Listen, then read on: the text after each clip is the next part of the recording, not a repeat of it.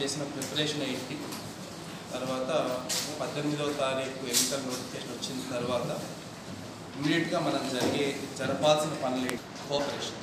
So ఈ విషయాల గురించి ఒకసారి త్వరగా బ్రీఫ్ చేద్దాం ఉద్దేశంతో పెట్టడం జరిగింది. ఫస్ట్ థింగ్ 18th నోటిఫికేషన్ అన్నప్పుడు మనం 18th నుంచి నామినేషన్ స్వీకరించడం జరుగుతుంది 25వ తేదీ వరకు. 25వ తేదీ నోటిఫికేషన్ స్వీకరించిన తర్వాత 29లోపు మనం స్క్రూటనైజ్ చేసి final list of candidates finalise చేయడం జరుగుతున్నారు.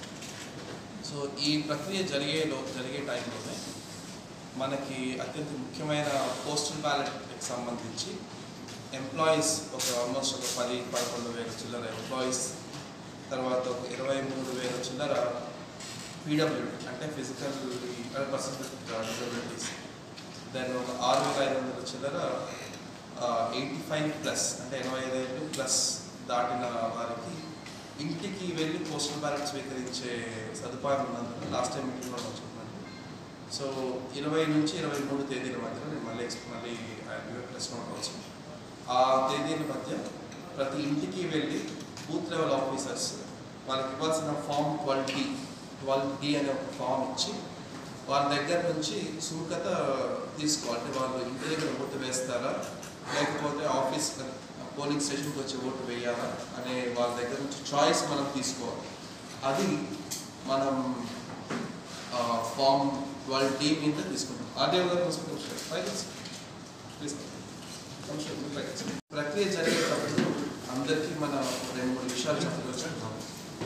సో ఈ ఎంప్లాయీస్కి వచ్చేసరికి ఎంప్లాయీస్కి సంబంధించిన పోస్టల్ బ్యాలెట్ సుముఖత వ్యక్తం చేసిన ఫామ్ 12D మనం ట్రైనింగ్ టైంలో వెనక్కి తీసుకోవడం వాళ్ళ దగ్గర నుంచి ఆ ట్రైనింగ్ టైంలోనే ఓట్లు వేయించడం, అక్కడ ఒక బ్యాలెట్ బాక్స్ పెట్టి అక్కడ సీల్డ్ కవర్లో ఓటు వేయించుకోవడం అండ్ ఈ ప్రక్రియ జరిగేటప్పుడంతా వీడియో కెమెరాతో రికార్డ్ చేయడం, తర్వాత పొలిటికల్ పార్టీస్ వైపు నుంచి ఉన్న రిప్రజెంటేటివ్స్ వాళ్ళకి సంబంధించిన రిప్రజెంటేటివ్స్ ఉంటే వాళ్ళు అక్కడ కూర్చోవడం తప్పనిసరి.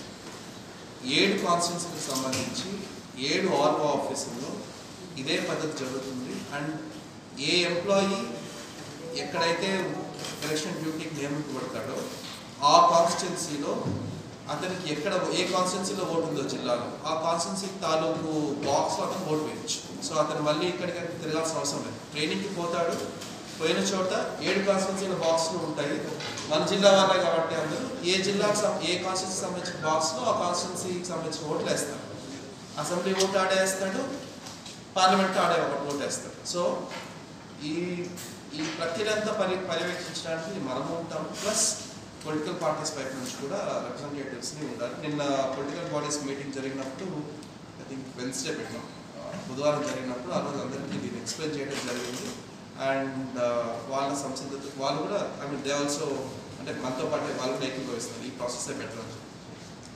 ఇది పక్కన పెడితే మనకి ఈసారి కొత్తగా జరుగుతున్నది లాస్ట్ 2019 ఎలక్షన్లో జరగనిది ఏంటంటే 30,000 మంది ఓటర్లు, అంటే దాదాపు కాన్స్టిట్యున్సీకి 3,500 నుంచి 4,000 మంది ఓటర్లు మనకి పోలింగ్ స్టేషన్కి వచ్చి ఓటు వేయలేని పరిస్థితిలో ఉండొచ్చు. అది పర్సన్స్ విత్ డిసబిలిటీ అన్నంత మాత్రం ప్రతి పర్సన్ అవ్వాల్సిన అవసరం లేదు. మనకి 23,000 మంది మన దగ్గర voter card person with disability అని చెప్పి మార్క్ చేసుకోవడం జరిగింది. దాంట్లో ప్రతి ఒక్కళ్ళు పర్సన్స్ ఓటు వేయలేని పరిస్థితిలో ఉండకపోవచ్చు. కొందరికి కార్డు బాగానే ఉండొచ్చు, లేకపోతే ఒక కన్ను పోయి ఉండొచ్చు. ఇలాంటి పరిస్థితుల్లో వాళ్ళు పోలింగ్ స్టేషన్కి వచ్చి ఓటు వేయడం ఉత్తమం. మన వైపు నుంచి కూడా కావాల్సిన భద్రత కానీ కావాల్సిన ప్రాసెస్ కానీ ఇప్పుడు కావాల్సిన అన్ని ఫెసిలిటీస్ కూడా కల్పిస్తున్నారు కాబట్టి పోలింగ్ స్టేషన్స్లో డిస్ట్రిక్ట్ అడ్మినిస్ట్రేషన్ వైపు నుంచి నా అభిప్రాయం ఏంటంటే వీలైనంత వరకు పోలింగ్ స్టేషన్కి వచ్చి ఓటు వేయడం ఉత్తమం. మా ప్రజాస్వామ్యం అన్న తర్వాత ఇలాంటి